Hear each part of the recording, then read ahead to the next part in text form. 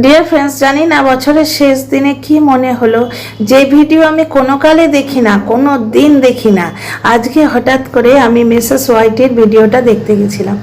Normal video দেখছি, কিন্তু মনের মধ্যে একটা খারাপ লাগা কাজ করছে। এত মিষ্টি গলায় উনি কথা বলছেন, কিন্তু কেন জানি না আমি ওই ওনার 4 মাস পুরনো অতীতকে বলতে পারছি না।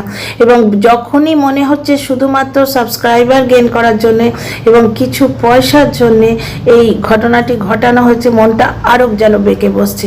কিন্তু মনে হলো একবার দেখি, কন্টেন্ট হিসেবে দেখা উচিত, কিন্তু সব সময় আমি লজিক এবং ইমোশন আলাদা করে নিতে পারি না, এটা আমার অক্ষমতা। অনেক সময়ই আমার মন আমার আবেগ দ্বারা চালিত হয়ে যায়, যার জন্য এতদিন আমি কোনো দিন এই মহিলার ভিডিও দেখতে পারিনি। আজ কি মনে করে ভিডিওটা দেখতে গেলাম, কি দেখলাম বলছি। তার আগে বছরের শেষ দিনে আমি সৌমি আমার চ্যানেলে আপনাদের সবাইকে ওয়েলকাম করছি। তো প্রথমে দেখলাম নর্মাল জীবনযাত্রা, মিসেস ওয়াইটি রান্নাবান্না করছেন এবং ওনার শ্বশুর বাড়িতে যে কাপড় ছেড়ে রান্নাঘরে ঢোকার নিয়ম সেটা আমরা জানতে পারলাম। গিয়ে দেখলাম তাহেরপুর থেকে লোক এসছে ওনার সঙ্গে দেখা করার, খুবই স্বাভাবিক লাগলো। এখানে এই মানুষগুলিকে কন্টেন্ট করার জন্য ধরে আনা হয়েছে এইরকম কিন্তু মনে হলো না, খুবই নর্মাল লাগলো। 4 লাখের চ্যানেল, ওনার বেশ কিছু ভিউয়ার্স আছে, তারা হয়তো দেখা করতে এসছে, হতেই পারে।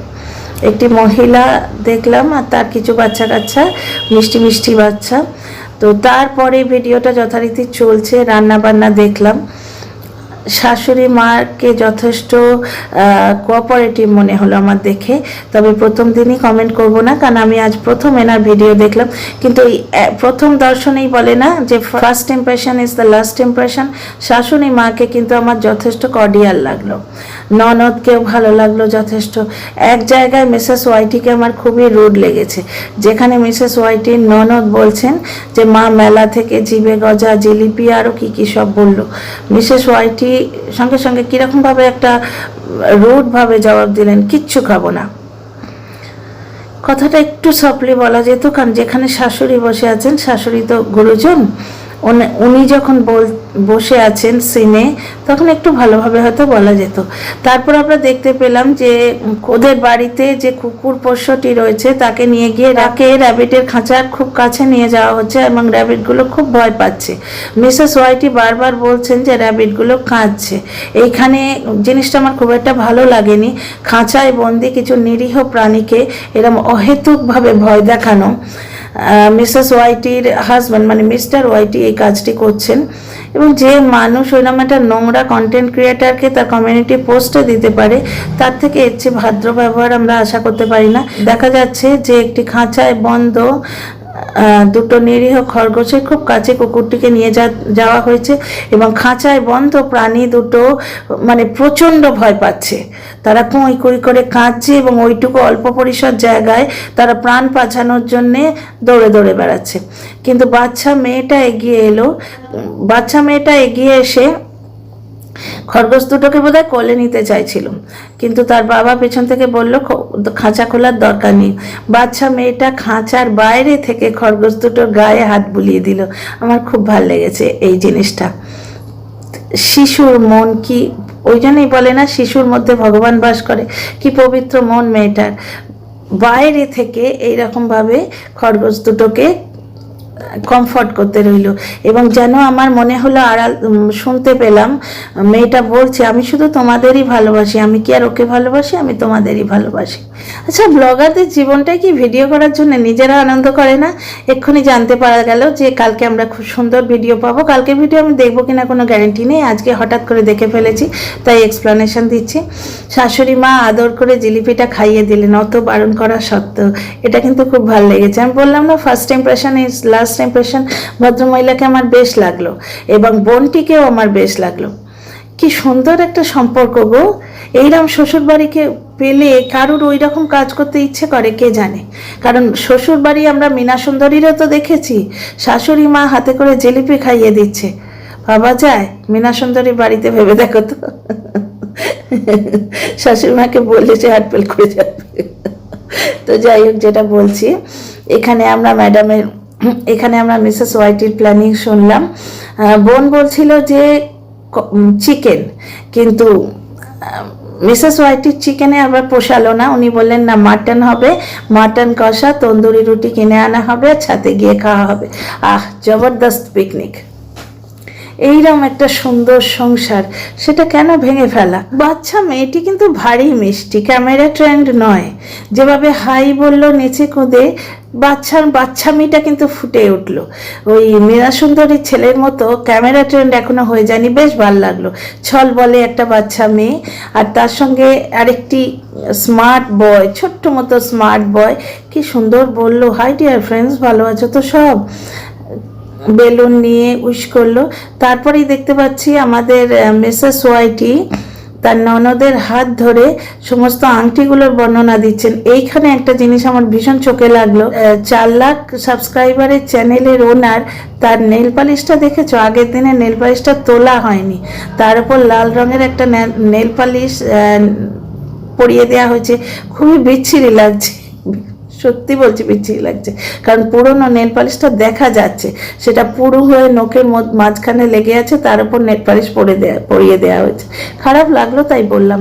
আর একটা জিনিস আমার যেটা চোখে পড়লো, মিসেস ওয়াইটির ঠোঁটগুলো অদ্ভুতভাবে কালো।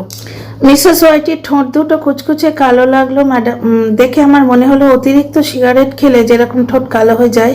কারণ অনেক ছেলেদের আমি দেখেছি, অনেক পুরুষ মানুষদের, আমার ভাই যেমন অতিরিক্ত সিগারেট খায়, কলকাতায় জানোই সিগারেট খাওয়ার একটা চলন আছে, সুতরাং ভাইয়ের ঠোঁটগুলো আস্তে আস্তে কালো হয়ে যাচ্ছে। ভাই প্রচণ্ড ফর্সা, সুতরাং বাজে লাগে, বারবার ওকে বলা হয়। তো মিসেস ওয়াইটির ঠোঁটগুলোও দেখলাম, পরে যখন ভিডিও এন্ডিং করলো তখনও দেখলাম ঠোঁটগুলো খুবই কালো লাগছে, অথচ সাজলে গুজলে ওনাকে দেখতে খারাপ লাগে না, বেশ লাগলো।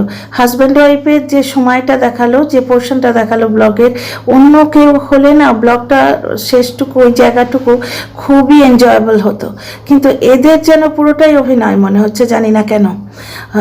অন্য জায়গায় হলে, যেখানে বাইকে বসে হাজব্যান্ডের কোট নিয়ে আলোচনা করলো, সুতরাং সবই খুবই স্বাভাবিক, খুবই মধুর, খুবই ভালো, কিন্তু কোথায় যেন তালটা কেটে গেছে।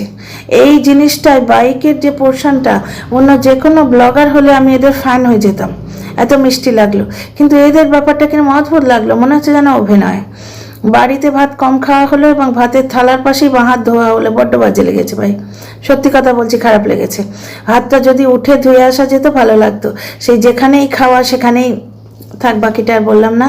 তো ভাত নিয়ে তোলাতুলি দেখলাম, শাশুড়ি মাকে আমার খুবই পছন্দ হচ্ছে, মা তো মায়ের মতোই, ছেলের সঙ্গে যেরকম ব্যবহার করছে বউয়ের সঙ্গেও ঠিক সেরকম ব্যবহার করছেন। বললাম না, first impression is the last impression. এদের ভিডিও ভবিষ্যতে যদি কোথাও কোনোদিন দেখি আবার, কিন্তু আমার খুবই ভালো লেগে গেল।